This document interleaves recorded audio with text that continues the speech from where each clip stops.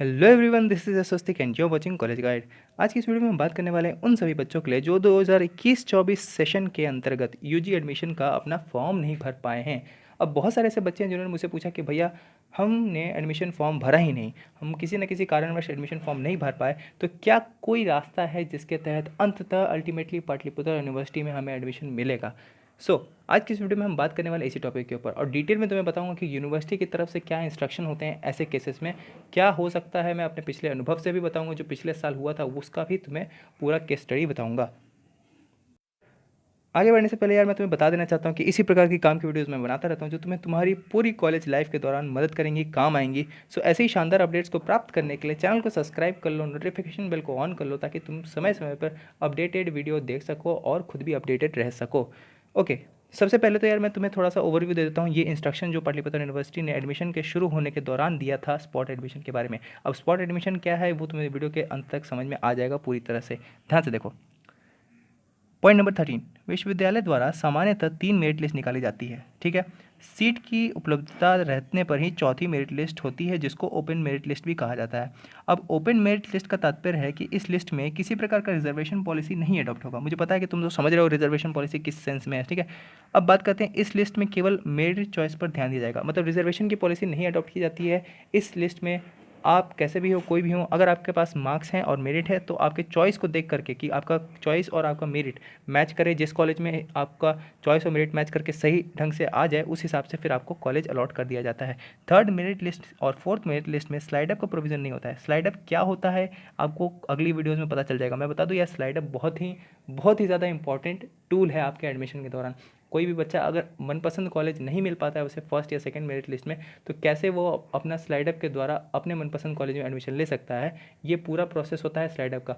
आपको slide up से related एक डेडिकेटेड वीडियो भी मिल जाएगा इसी चैनल के ऊपर। फिलहाल तो लौटते हैं अपने टॉपिक के ऊपर।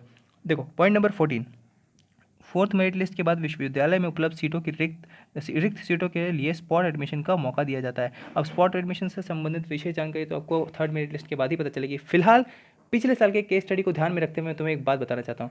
पिछले साल हुआ ये था कि बहुत सारे बच्चे रह गए थे जिन्होंने यूनिवर्सिटी का अपना एप्लीकेशन फॉर्म नहीं भरा था। अब ऐसी स्थिति में उनके पास कोई रास्ता नहीं रह गया था, थर्ड मेरिट लिस्ट भी निकल चुकी थी, इसके बावजूद यूनिवर्सिटी ने कोई एक्शन नहीं लिया। तो अंततः फाइनली स्पॉट राउंड में, स्पॉट एडमिशन एक एडमिशन का प्रक्रिया है जहाँ पे मेरिट वगैरह नहीं, सॉरी, जहाँ पे रिजर्वेशन नहीं देखा जाता, मेरिट और चॉइस देख करके आपको एडमिशन दिया जाता है। और इसके साथ ये भी देखा जाता है कि किस कॉलेज में कितनी सीट उपलब्ध है, इस चीज़ को ध्यान में रखते हुए आपको एडमिशन मिलता है। स्पॉट एडमिशन के दौरान यूनिवर्सिटी ने एक बार फिर से पोर्टल खोला था जहाँ पे आपने रजिस्ट्रेशन करके स्टूडेंट्स ने अपना एडमिशन फॉर्म भरा और इसके बाद फाइनली अपना एडमिशन ले लिया। लेकिन स्पॉट राउंड का जो एडमिशन प्रोसेस होता है बहुत ज़्यादा क्विक, बहुत ज़्यादा फास्ट होता है। उस समय आपको पूरा फोकस होकर ध्यान रखना पड़ेगा कि आपसे कोई भी अपडेट मिस ना हो।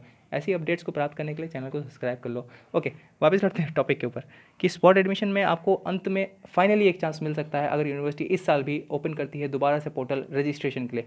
ऐसी स्थिति में क्या होता है कि आपको दोबारा से पूरा प्रोसेस करना होता है, लेकिन केवल आपको उसी कॉलेजेस में सीट मिल पाती है जो कॉलेजेस में सीट अवेलेबल हो। अब यहाँ पे आपको हमेशा अपना मनपसंद कॉलेज मिल जाए ये कंफर्म नहीं होता है, लेकिन फिर भी आप कम से कम आपका एक साल बर्बाद होने से बच जाएगा। अगर आप पाटलिपुत्र यूनिवर्सिटी के अंतर्गत ही एडमिशन लेना चाहते हो तो आपको एक मौका मिल जाएगा, किसी न किसी कॉलेज में आपका एडमिशन कन्फर्मली हो जाएगा।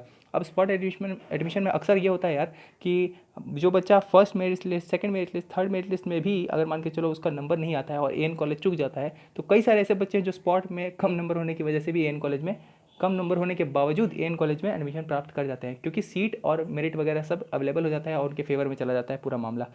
ऐसे होता है पूरा स्पॉट का फंक्शनिंग। और जो भी बच्चे फॉर्म नहीं भर पाते हैं किसी भी कारणवश, तो उनके लिए लास्ट मौका होता है अगर यूनिवर्सिटी एक बार फिर से रजिस्ट्रेशन का प्रोसेस खोलती है स्पॉट एडमिशन के दौरान। पिछले साल तो ये हुआ था, इस साल क्या होता है क्या नहीं होता है उससे रिलेटेड आपको अपडेट मिल जाएगी। आशा करता हूँ आपको ये वीडियो पसंद आई होगी। आज की इस वीडियो के लिए इतना ही, मिलते हैं किसी अगली वीडियो में। Till then stay connected, stay updated with College Guide. अपने विचार, अपने सुझाव नीचे कमेंट में जरूर डालना, कोई सवाल हो तो ज़रूर पूछना। मिलते हैं फिर अगली वीडियो में।